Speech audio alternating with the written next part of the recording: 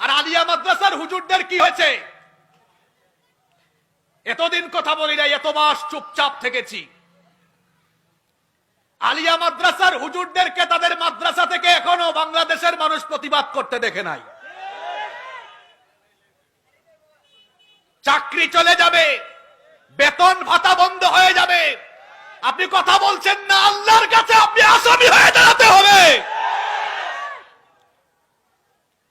আপনার চাকরি থেকে আপনার বেতন আসবে না, রাজ্জাকের দেওয়া রিজিক থেকে আপনার বেতন দিয়ে রিজিক আসবে না, রাজ্জাকের দেওয়া রিজিক থেকে আপনার রিজিকের ফয়সালা হবে।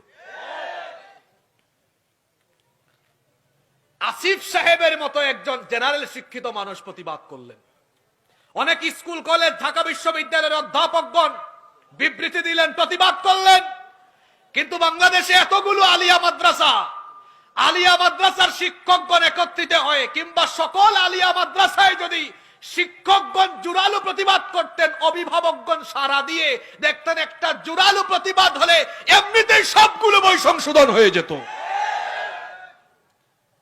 এত মাস সহ্য করেছি, এই কথাগুলো বলি নাই। আলিয়া মাদ্রাসার হুজুরদের কি হয়েছে? কেন আপনারা কথা বলেন না? আপনাদেরকে কথা বলতে হবে, এটা আপনাদের দায়িত্ব। শুধু কি আমরা যারা হুজুররা মানুষের সামনে কথা বলি আমরাই কথা বলবো? সর্বপ্রথম তো আপনাদের কথা বলা দরকার ছিল। হয়েছে আপনারা দেখেন আলিয়া মাদ্রাসার হুজুররা, দেখেন পাবলিক আপনাদেরকে নিয়ে কি বলে।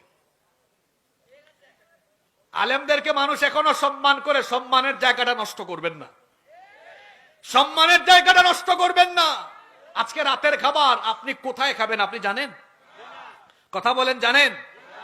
আজকে দুপুরের খাবার আমার এখানে এসে খাবার কথা ছিল, রাস্তায় জ্যামের কারণে ক্যান্টনমেন্টেই খাওয়া হয়েছে। তাহলে রিজিক যার যেখানে ওখানেই, এটা বুঝতে চাইলাম। এই কারণে আপনি বসে আছেন না, আমার চাকরি চলে যাবে, রিজিক হবে না।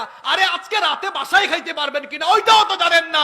রিজিকের ফয়সালা আসে আল্লাহর তরফ থেকে। আল্লাহ বুঝার তৌফিক দান করেন।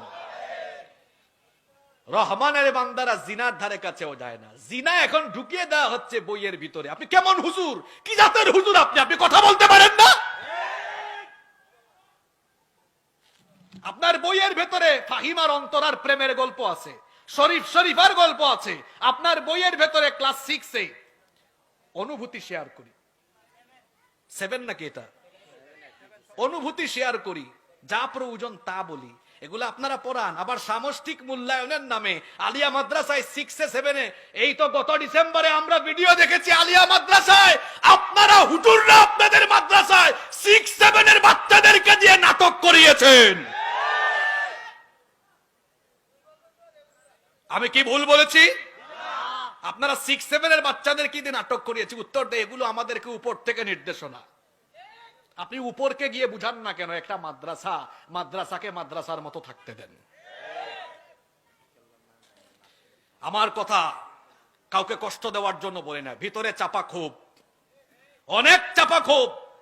গত 7-8 মাস ধরে অনেক বাধা বিপত্তি সম্মুখীন হয়েও এই পাঠ্যপুস্তকের অসঙ্গতি, বিভিন্ন বিষয় নিয়ে কথা বলে যাচ্ছি।